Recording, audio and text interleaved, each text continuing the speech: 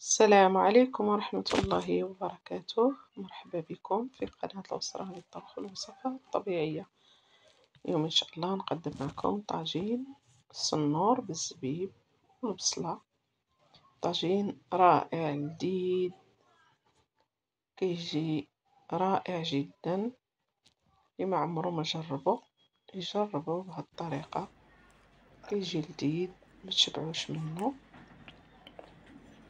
فتبعوا معايا المقادير وطريقتي في تحضير هذا الطاجين اللذيذ. بداية عندي الطاجين ديالي ديال الطين، وعندي هنا قطع من الصنور. يستحسن تكون قطع كبيرة اللي ما كتكونش فيها الشوك باش حتى الوليدات ياكلوا وما يرفضوش لكم الاسماك. فعندي هنا هاد القطع وغندير فيها الشرموله ما غاديش ندير شرموله كثيره. بغيت اللذة ديال السمك تبقى باينه، ما تكونش طاغيه عليها الشرموله بزاف. غادي نقطع البصله كيف كتشوفوا طرانشيات او كنشنفوها بهذا الشكل. مهم خصها تجي رقيقه. انا غادي نشنفها هكا. هذه البصله اللي غادي طيب وسط الطاجين. عندي كذلك جوج فصوص ديال الثوم، وكيف قلت لكم راه ما بغيتش نكثر التوابل باش يجينا الحوت في المذاق ديالو. السمك خصنا ناكلوه كيف اللذة ديالو كيف المذاق ديالو، مكثروش ليه التوابل خاصة الاسماك البيضاء. فضفت واحد شوية ديال الابزار. غادي نضيف كذلك شوية ديال الكركم او الخرقوم البلدي، وغادي نضيف واحد شوية ديال الزنجبيل او السكينجبير، غير شويه ماشي بزاف.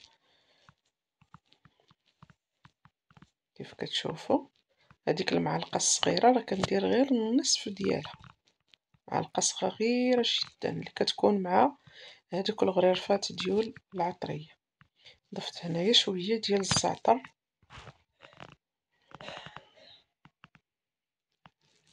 وغادي نضيف كذلك الملح الكافي. هنا انا عندي هاد الفلفله حاره مرقداها في زيت الزيتون، غادي ندير منها واحد شويه.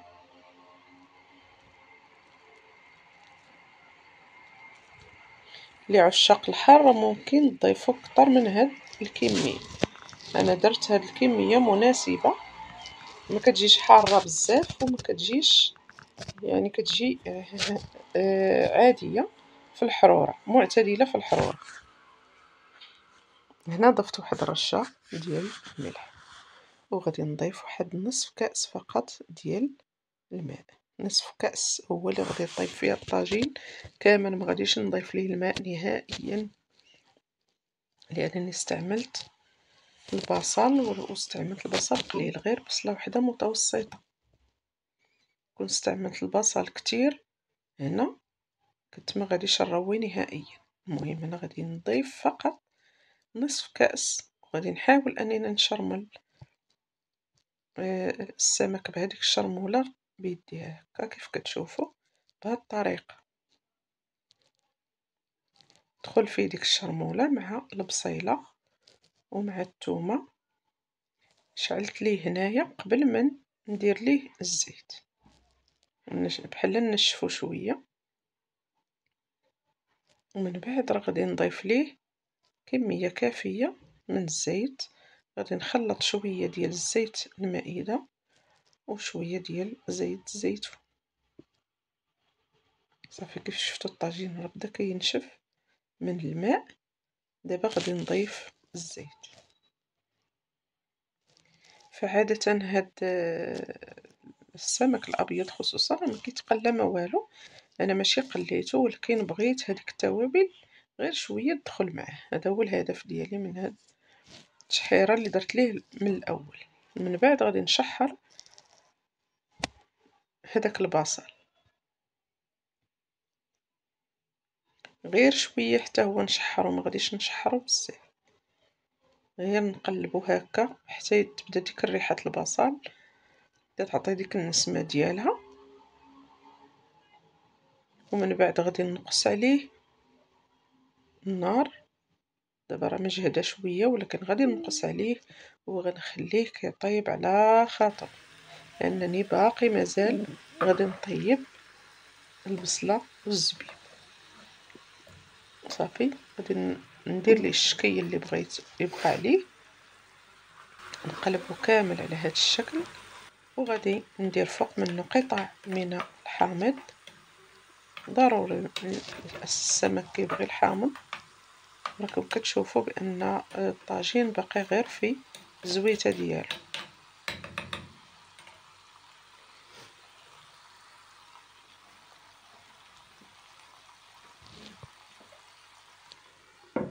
غادي نغطي عليه هكا حتى يبدا كيعرق عليه الطاجين، وغادي نمشي نحضر البصل مع العنب. فخديت هنايا 4 البصلات متوسطه او 2 بصلات كبار، ضفت ليهم ما يعادل 100 غرام ديال الزبيب. المهم واحد الكميه من الزبيب، واحد شويه ديال الكركم، وشويه ديال الابزار، وشويه الزنجبيل، غير شويه شويه شويه، ما غاديش نكتر. ومن بعد غادي نرويه وغنوضع فيه قطعه من السكر. انا ما كانش عندي العسل باش نضيفو، ممكن نضيفو العسل. هنا كيف كتشوفوا الطاجين ديالي راه بدا كيطلق ديك الميها من البصله وبدا كيتعرق. في هذه الحاله غادي نقطع الحامض وغادي نوضعه من الفوق. كميه الحامض نتوما تحكموا فيها، ممكن تكثروا ممكن تقللوا. انا هنايا درت حامضه كامله قطعتها على هذا الشكل كيف كتشوفوا ووضعتها في الطاجين. صافي هنا في هذه المرحله راه غادي نقص ليه مزيان وغادي نخليه، ما بقاش نتفكروا الا مره نحركو ليعود يتحرق لينا من تحت، حيت فيه البصل البصله شويه كتحرق، فردوا معاه البال ومره نحركوه نطلعوا عليه ونشوفوا فين وصل.